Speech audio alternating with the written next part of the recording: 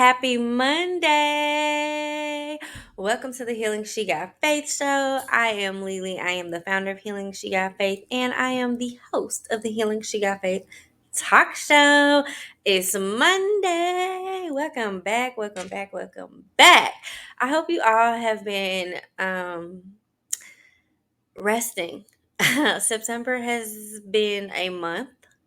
September has been busy. So there's just been a lot of stuff, I think, on a personal level, but also too like on a universal level. Like there's just been a lot going on, a lot of shifts, a lot of transitions, a lot of resting, a lot of healing, a lot of reflection.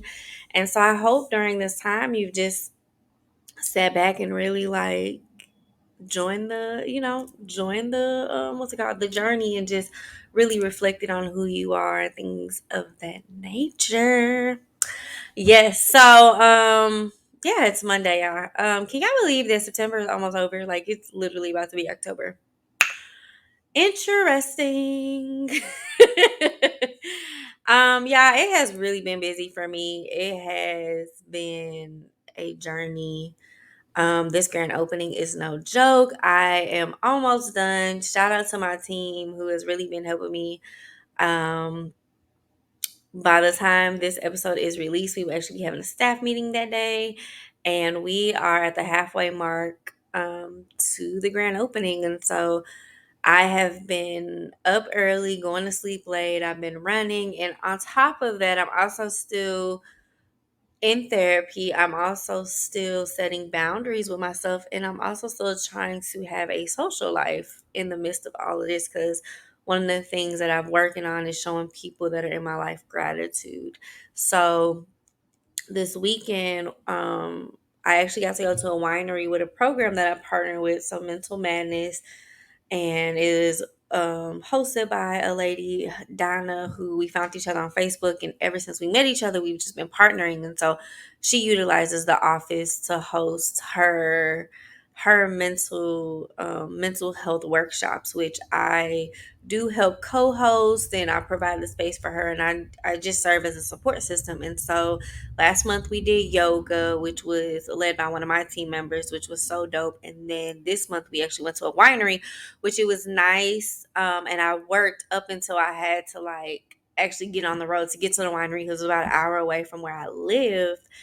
And I was exhausted, but when I got there, I ate, I had me a wine slushy, and I was good, y'all. I had a really good time. So it was nice to do that. To be social in the midst of all this, because I'm still trying to set those boundaries. So, yeah.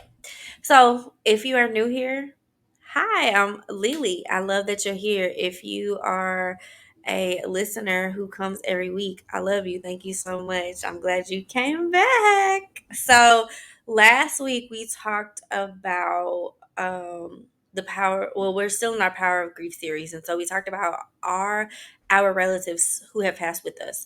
If you listened to last week's episode, I did not pull cards, so I didn't really do our traditional icebreaker. Partly because I just wasn't feeling it, and I recorded like half the episode, and my mic was on mute. Ah, I was so saucy about that for like 3 days, y'all. I could not let that go. But this week I pulled cards. I pulled four, so I pulled two from the self care wisdom cards, and then I pulled two from the universe has my back. I have just been in a space where I really just need to hear from God. I really need to like feel the connection with God. There's nothing wrong. My faith isn't being challenged, but I just need God's presence. And so I've kind of been reverting back to the universe has my back, because I do feel that anytime I pull affirmation cards, they really do speak to my soul. And like I tell my clients who I do the icebreaker with, like, if you don't like that the deck of cards uses the word universe, then I just replace it with God. Like, it's a word, guys. So like, and I really do love like these affirmation cards. It's also a book, so if you're interested, you can definitely look for the book. It's called The Universe Has My Back, and then I have the affirmation cards as well. So, but I actually pulled it with one of my grief groups that I host last week, and it was really, really good. The conversation was good. The cards were just really on point. I like doing these icebreakers because it's a really good way to break conversation. It's a really good way for people to open up about themselves, and without people having to think, because a card will say something and it gives you the opportunity to reflect, which is why I love it so much. So also too, while I'm over here yapping, y'all, did y'all know it was episode 40? Yes, episode 40. Go Lily, go Lily. You did that. You did that. Episode 40. I cannot believe that, y'all. It has been 40 episodes. And the crazy part is, when I started this show, okay, so let me stop sleeping on myself, because I definitely started the Healing She Got Faith talk show, but I did not call it a talk show back then. I started when I was living in New York, and you can go back to some of my earlier episodes, and I was essentially doing the same thing, but it was just called the Healing She Got Faith, okay? And the audio was terrible. My voice was like this. I like talked really soft and like that.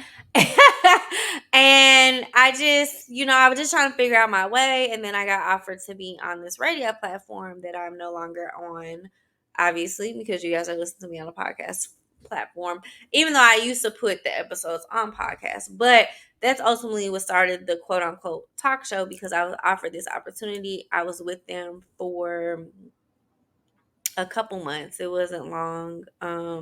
Maybe like 5, 6 months, possibly. Maybe like 7 months, but nevertheless, I parted ways with them. And I just decided to be on the podcast platforms, which is, well, YouTube.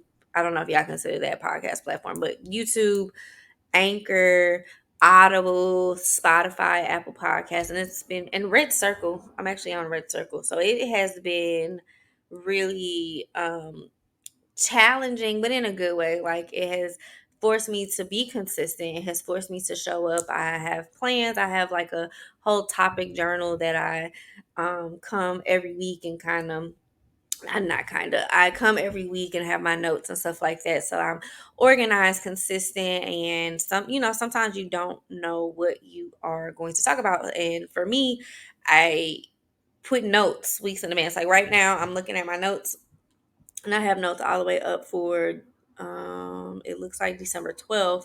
I do have topics for the last 2 weeks of December, but I don't necessarily have notes, but at least I have topics. So it just challenges me to be consistent, and challenges me to show up even when I don't think nobody is listening, because I think that is, I think that is the truth. I believe like a lot of people, well, let me just tell y'all this.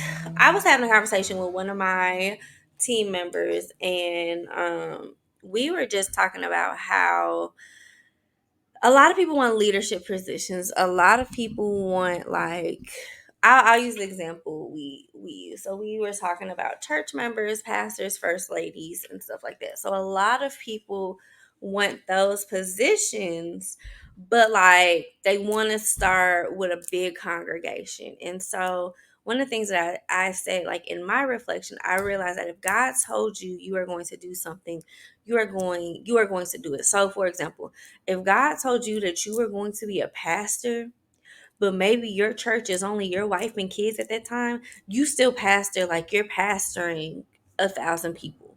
You still pastor and you still show up, regardless if you have the building, regardless if you have the congregation, regardless if you have the tithes, regardless if you have that. And I believe a lot of people, and I'm a victim of this.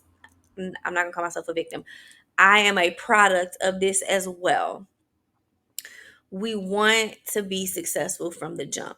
We want to jump straight to the success, the money, the accolades. Like, we want to jump straight to that. And me being a businesswoman, being a speaker, being a writer, a published author, being a podcast host, there have been times where nobody has read the blogs. There have been times when nobody has listened to the podcast. There have been times there has been not one single like on social media, and I've had to still show up. And we become so obsessed with the, I don't even know the words on the tip of my tongue, but we become so obsessed with the outcome that we don't even think about the process. And so, since I've been healing and in this place of let me be present in the moment, regardless if anybody shows up, I'm going to show up for myself. And so, what I see in a lot of leaders and a lot of people who are trying to become famous, and a lot of people who are just trying to do something big, I see that a lot of people give up because they don't see the results right away. And so for me, what I'm trying to practice is I'm gonna show up regardless. I'm gonna prep. I'm gonna show up. It don't matter if nobody listens to this podcast. It doesn't matter if nobody looks at YouTube. And I can see the stats. Like my views on YouTube are so low. Like I think like I get like 1 to 2 views per video. Like they're so low. But I post it every week. And even if nobody else is listening, like I'm teaching myself that I can be consistent. I'm teaching myself that I have the willpower and the discipline within me. Also, too, y'all, I just got done reading slash listening to Atomic Habits on Audible. Game changer. So I'm really trying to reflect on that book and take what I learned from that book and apply it to like my real life, because game changer, a lot of stuff that I think about, he actually wrote a whole book about. So go to the Healing She Got Facebook shop, get you a copy of that, or go to Audible. And I need a partnership with Audible, okay? Because I'm definitely telling people to go ahead and get you a membership with them and listen to that book. Okay, I've been talking for 12 minutes at this point. Let's go ahead and jump into the icebreaker. I have 4 cards. I'm going to start with card 1, which is from the Self Care Wisdom cards, and it says feelings. Healing begins with feeling. Be gentle with yourself and tender with your heart. This healing journey has taught me to give myself grace. It has taught me to feel what I am feeling and stop denying it. Like I have it bad to where I just shut down, and this healing journey has taught me like I have the right to feel. I have had to learn emotions. I have had to learn feelings. I have had to check in with myself. And so healing really does begin with feeling, because you have to address whatever is being triggered. You have to address it, and you have to do it in the way that will actually heal you. The second part is you do have to be gentle with yourself. I am so hard on myself, y'all. I don't give myself credit. I be sleeping on myself. Like I am so hard. Like I be feeling like I have to go, go, go, go, go. Not even realizing the point that I'm at. And so I have to give myself grace. I have to be gentle with myself. My body is getting me through day to day, and it's very rare that I sit and give my body gratitude. Okay. So yeah, feelings. Feel what you feel. It's okay to not be okay. It's okay to not be happy all the time. It like don't let people do that positivity gaslighting. Like I was listening to Love and Hip Hop, y'all, and she one of the characters was like, the Bible say God only give his toughest battles to his strongest soldiers. The Bible does not say that.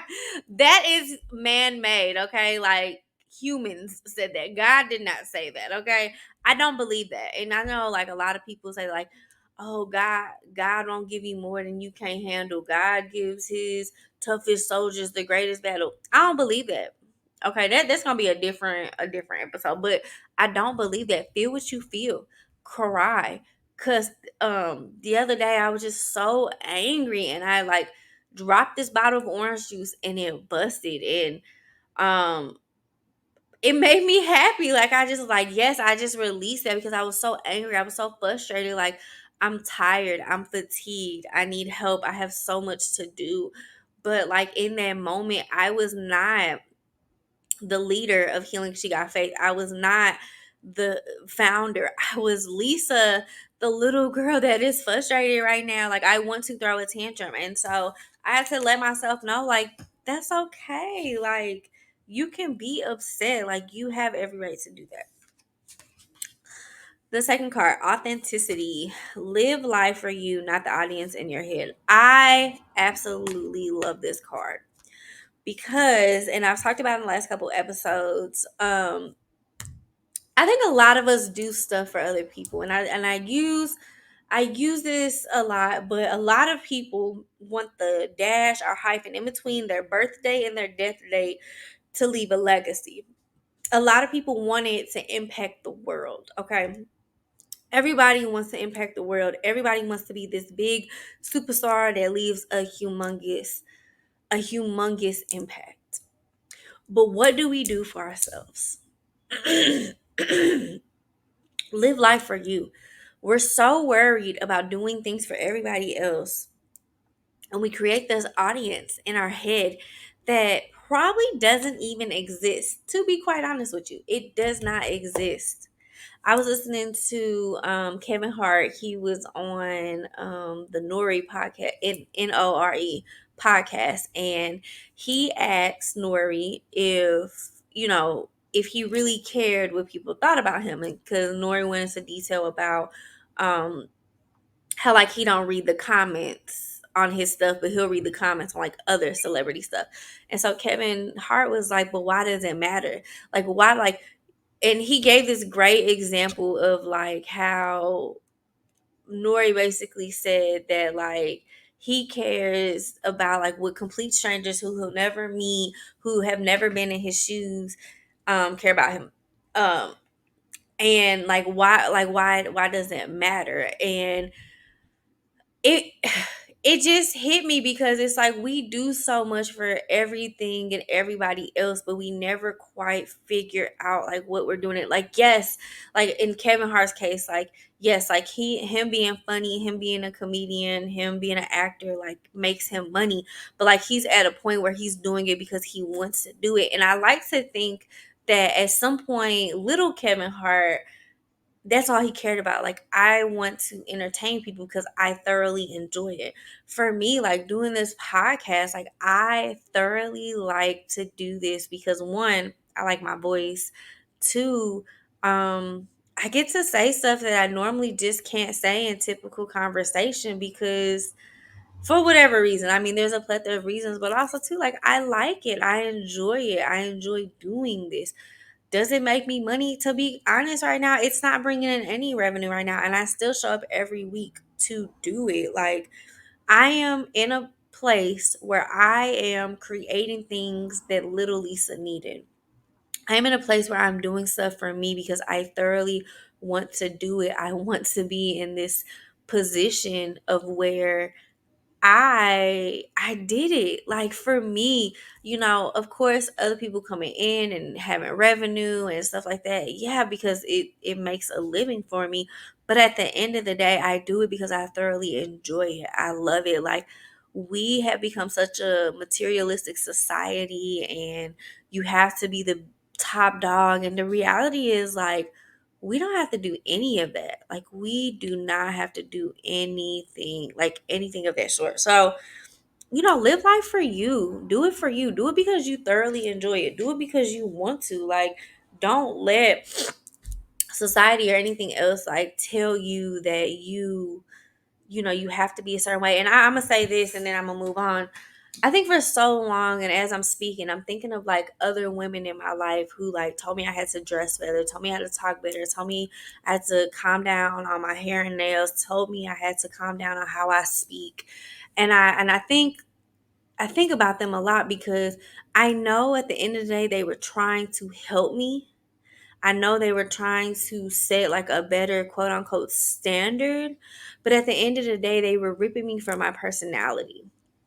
And why? And sometimes, and I'll never forget this because a coworker I used to have, she used to say, "Helping hurts. Helping is not always helpful. Sometimes helping hurts." And I always think about that because I think a lot of times we want to teach people how to be a certain way. In reality, we're ripping them from what they truly do.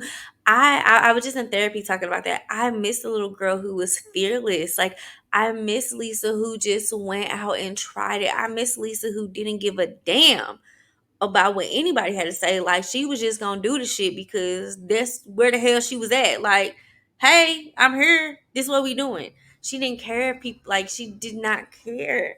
Um And so we just got to get back to the point where we're doing stuff for us.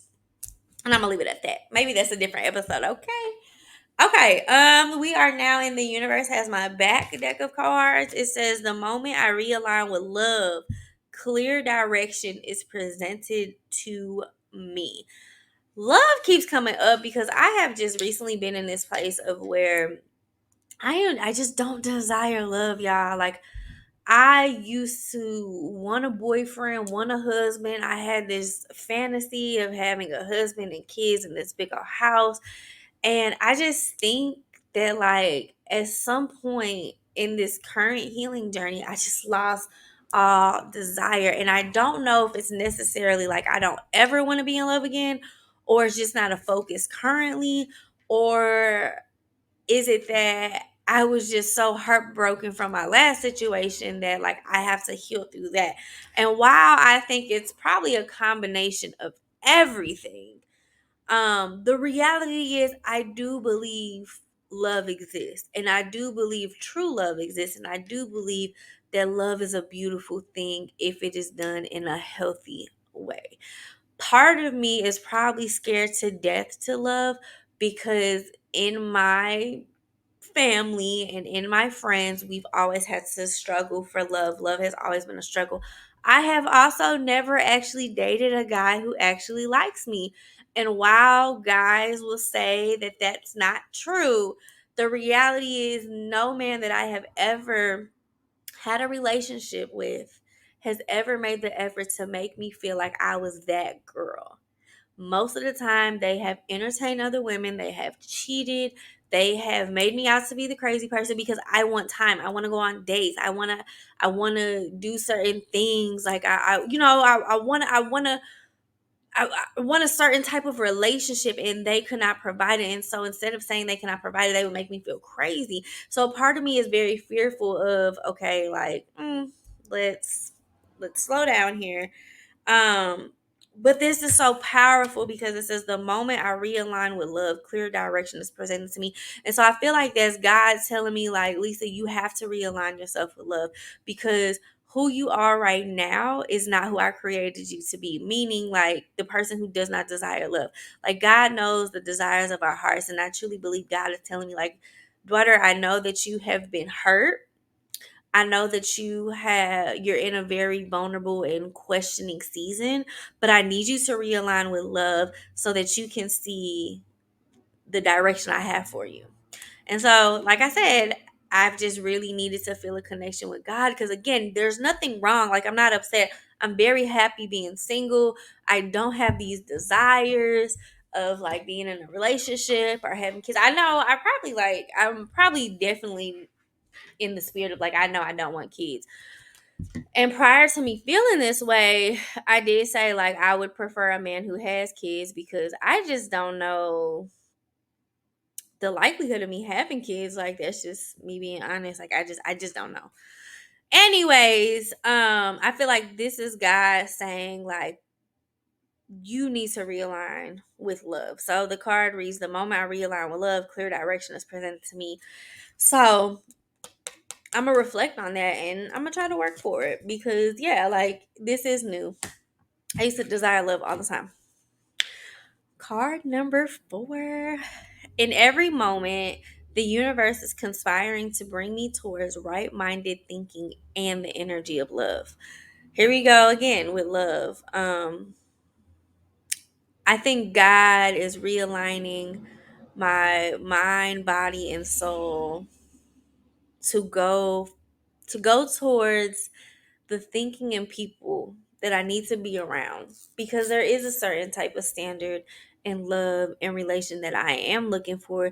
There is a standard of what I want, but I just haven't gotten. So I believe God is calling me to just be realigned and pushing me in a direction where I need to be because honestly a lot of my prayers lately have just been like, God, like just take it away. Anything that is not here for me, take it away. I want to move away from that. I want to be in alignment of what I'm supposed to be doing. I do want the desires of my heart. I do want I do want to be in alignment of where I'm supposed to be, and I can't figure out why it has been such a struggle to get where I need to be. And I also cannot figure out like what exactly I am doing wrong. And so I think for me, this is a learning lesson. And again, I think these cards are just reminding me like, hey, we got to realign some things, we got to do some things.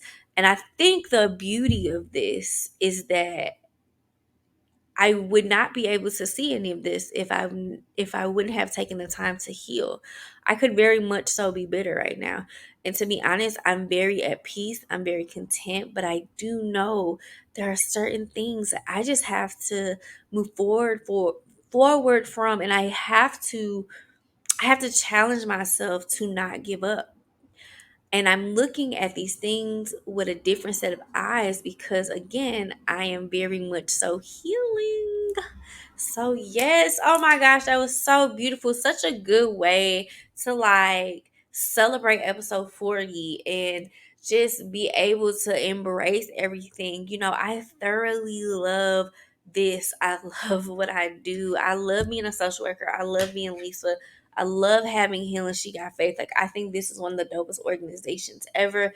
And even though we are small, we are powerful. And I think that's so beautiful. I think that's a beautiful place to be because, again, I don't think I've ever been in that place where I can speak this positively about myself or a project that I have done. So, yes, so welcome to episode 40. We are still in the Power of Grief series, okay? This episode is called the Power episode because we are in episode 40. We have made it this far. We have been through a lot of transitions. We have been through a lot of tears. We have lost a lot of money. We have lost a lot of opportunities, but we have also gained a lot of stuff. We did our first international speaking engagement. We now have different partnerships throughout the city. I have a grand opening on a building that I have been working on for almost 3 years, y'all. I am probably the healthiest I've ever been. Maybe that could be debatable. But I'm very in tune with my body. I'm very in tune with what I got going on. I am content, y'all. I am happy. I am doing what I love to do, and it is a beautiful place to be. This week marks the 4-year anniversary of the situation that changed my family's life forever. This is the week of where my brother's life could have gotten taken. Our life was altered, and 6 days later, my mom's body would leave this earth. And this has been such a journey. And as I reflect on it, I think to the people who knew me prior to my mom's passing and saying, like, I miss Lisa. It was hard to see Lisa change when people don't realize Lisa died that day too. Lisa died along with her mom. There was a new Lisa who was born because life had took a toll on her. My heart goes to my brother. My heart goes to my sister and my nieces and nephews because our life was altered. And I know that like my mom's actually like the family that like the family of both my mom and my dad, they have tried to be there, and it's just different because a lot of people try to tell me about my parents. And the reality is, I can't listen to anybody because y'all weren't there when we were living in St. Louis by ourselves. Like, y'all might have been there on the phone and y'all might have called and y'all might have done other stuff. But the reality is, y'all were not there. Y'all were not living in that household with us. You did not know what your sister was going through. You did not know what your brother was going through. You did not know what your sister-in-law or brother-in-law was going through.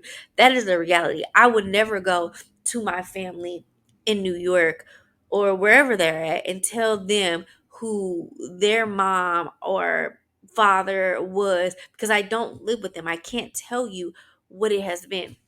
And I struggle with that because so much of that has been, oh, well, your mom is this, your dad is this, not even realizing like or thinking to ask, like, Lisa, like, what was your perception of your parents? What type of life did you all live?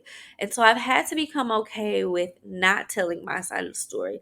I've had to become okay with letting people think what they think, because people will argue with you that what I saw wasn't true or what I felt wasn't true or anything like that. And that has been a pattern in my life from day one of what Lisa has to say is just because she's emotional. She makes things up in her head. I've always been made out to be that person, which brings me to this. I've done a lot of work on myself to feel. I went years without addressing my grief. I lost my dad when I was 15. And I went years because when my father died, I thought I had to be strong. I thought being strong was the way to be. One, because my parents were probably the two most strongest people I've ever met in my life. Two, because I've met both sides of their family and they are strong people. They're very strong willed. They fought through um, a lot of things. And so I thought being strong was the answer. Addressing grief and not really addressing grief until I hit the age 30 has been magical. Like, wow, I'm allowed to grieve. What? I'm allowed to feel what I feel. I'm allowed to cry without explanation. That has been so beautiful. One of the powers that we get from grief is that once we truly understand grief, we allow ourselves to grieve and we free ourselves. That is the issue with grief, and that is why I do what I do. Okay? Because a lot of us don't actually understand grief. One of my team members, she just started therapy, and she called me after she called me after her first session. And in that, she tells me that her therapist told her, well, I don't really know what stage of grief you're in.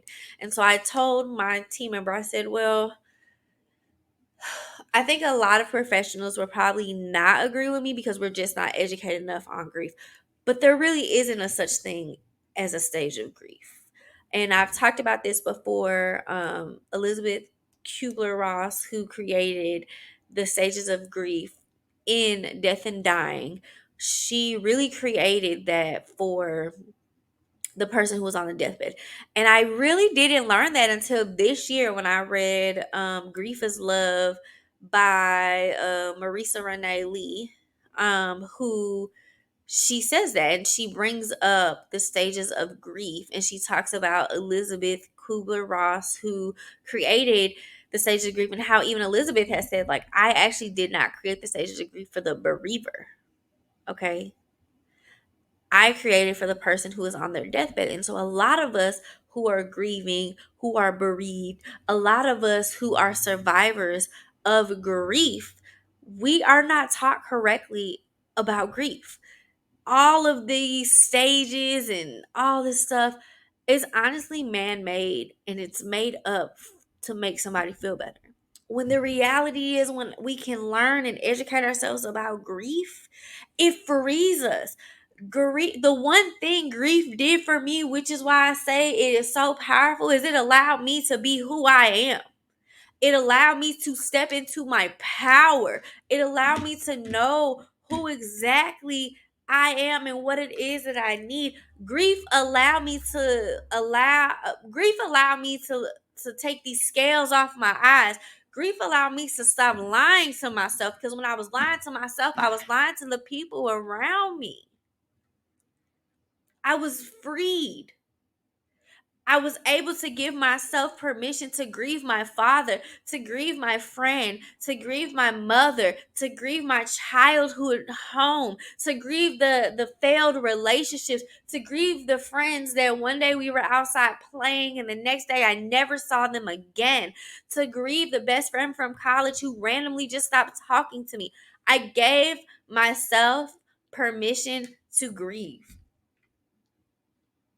I can now grieve the love life I've never had.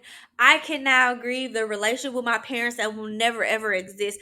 I can now grieve the life I thought I was going to have. I can grieve my friend who would be turning 30 this year, but he died when he was 20. I can now grieve 4 years later the life that I just knew I was going to have prior to this situation taking the one thing that kept me together, which was my mom. I can grieve the person my brother used to be and the person that he was aiming to be after he graduated from college.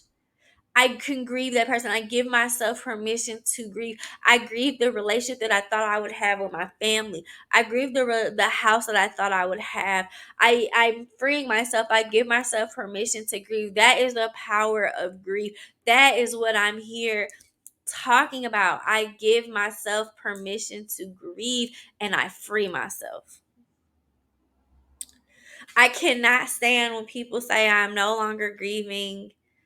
It is not grief. Because the reality is, grief does not work that way.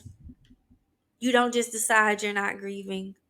You may have days where you don't feel the grief. You may have years where you haven't grieved, and that could be for many reasons. Maybe you are healed. Maybe you're suppressing it. Maybe you never gave yourself permission to grieve. Maybe life just had a way of you not having to grieve. I mean, there's a plethora of reasons, but when we sit up here and say my issue is not grief and I'm no longer grieving, we cannot say that because that's not how grief works. Grief can come at any given moment. I have an aunt who she talks about it's been 56, 57 years since her mom has passed away, and every day she misses her mom. Every January, which is either when my grandmother passed away or it's her birthday. I actually don't remember. But every January she goes through a grieving season where she misses her mom. Mind you, my aunt is in her 60s. Her mother would have been in her 90s. I think this year my grandfather would have turned like 91 or 92, something like that. And my aunt was like, I just miss my dad. And we don't talk enough about that. We don't talk enough about how grief does not go away. Grief hits us at any given moment. We cannot say I am no longer grieving, because the reality is you may be fine today, but tomorrow you may be hurting. Okay. um and we have to educate ourselves about grief. We have to be more smarter about grief. We have to be more knowledgeable about grief. There is power in saying I do not know how to grieve, or I have not processed this. Give yourself permission to be authentic in how you truly feel. There is power in admitting to, I don't know what grief is. What is this thing that you keep talking about? How come it doesn't make sense? How come there are no stages? How come it's not linear? What is it?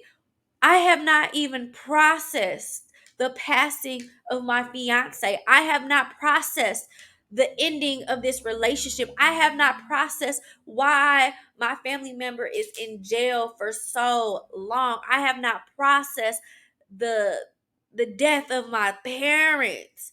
Give yourself permission to say that. Give yourself permission to admit that you have not processed what is killing you. I tell people all the time, grief was sent to kill me. And I grabbed that bitch by the throat. Grief gave me power to know exactly where I am and where I stand, okay? I am at this place in my healing journey where I am addressing my grief day by day. Being in therapy in this last 6 months was really hard because there was a conversation between me and my therapist where she told me, you have not processed your grief. You have unresolved grief. And I was sitting here like, how the hell do I have unresolved grief? And I talk about grief every day. And that goes back to what I said in the icebreaker. We do so much for other people that we don't even realize what we aren't doing for ourselves. The reality is my mom's death killed me, y'all. It broke me to pieces. This is not something that is going to be done. Like a lot of people like, oh, let them rest in peace, let them do this, let them do that, don't cry for them. No, I'm going to cry because I'm broken, I'm hard. And yes, we can look at it as selfish. Like we can look at it as like, okay, but I really want them to be here. But the reality is you can still want them to be here and you can still hurt and move on with your life at the same time. It can coexist. You can know that this world does not revolve around you and nothing is personal in this life and still miss the thing that hurt you.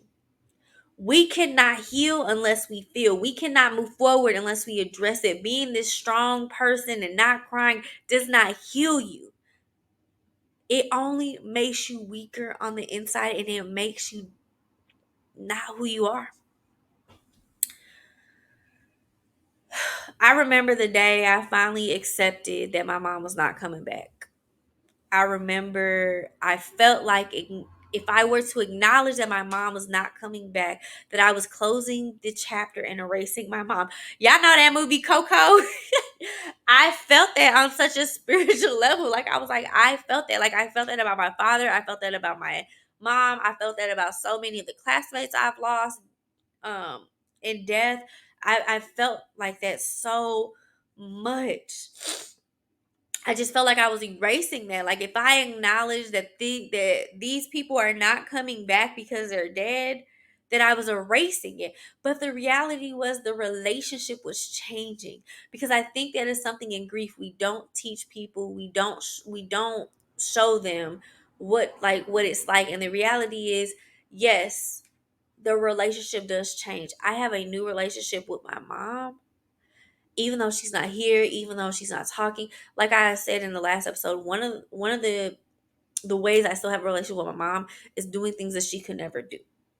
I'm not comfortable with talking to her spirit. I'm not comfortable with being there. I do carry her around my neck. I got ashes. I got her ashes in my necklace.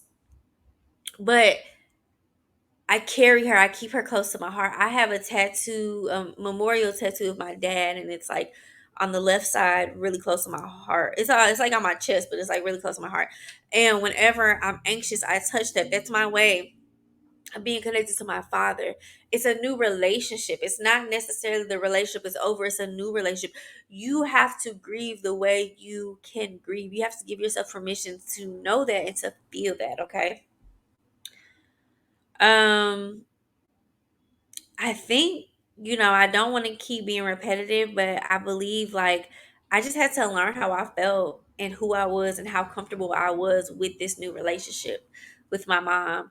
And as I enter into this week, I don't feel sad. I don't feel anxious. I don't feel like I normally would feel. I'm actually okay, which is new. And I know that sometimes when you feel okay after feeling down for so long, it's scary. And so I'm at a place where I'm becoming okay with being okay. um there is power in grief, y'all.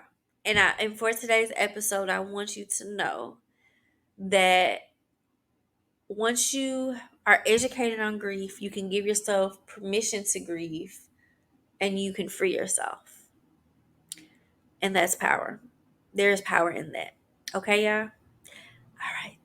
Guys, happy Monday. I love you. I want you to love you the way you love yourself. I said that all wrong. I want you to love you the way you love the world. Ah! Housekeeping. Grand opening, October 23rd, 1 to 4. You can RSVP on Eventbrite. I will put the link in the show notes. We have our blog every Wednesday. For this week that the podcast is being released, I'm actually closed from Monday to Friday. What are the dates? Let me look at my calendar. So Healing She Got Faith is actually closed from the 26th to the 30th for grieving purposes and for preparation of the grand opening. Okay, so Just keep that in mind. But you guys will still get this podcast and you guys will still get the blog. Outside of that, we are completely closed. But you can check us out on the website, which is healingshegoutfaith.org. We still have our bookshop, so you can actually access the bookshop through the website. It just says Healing She Got Faith Bookshop. You can go ahead and listen to episodes on the podcast, on YouTube, Anchor, Red Circle, Spotify, Apple Podcasts, Audible. Did I say that already? Anyways, yeah, and honestly, guys, I just want you to love you the way you love the world. It's episode 40. I cannot believe it. We are already in 40 episodes, and we have been through so many transitions. So it's definitely a celebration. It's reflection. Actually, this is the last month of my healing challenge, and that's what this month is focused on: reflection and celebration. Okay, so that is what we are doing. Yeah, allow yourself to grieve and come back on Monday. Well, check out the blog on Wednesday, but come back on Monday, okay? I love y'all. I want you to have a great week. Celebrate. Love you. All right. Bye, y'all. Catch you later.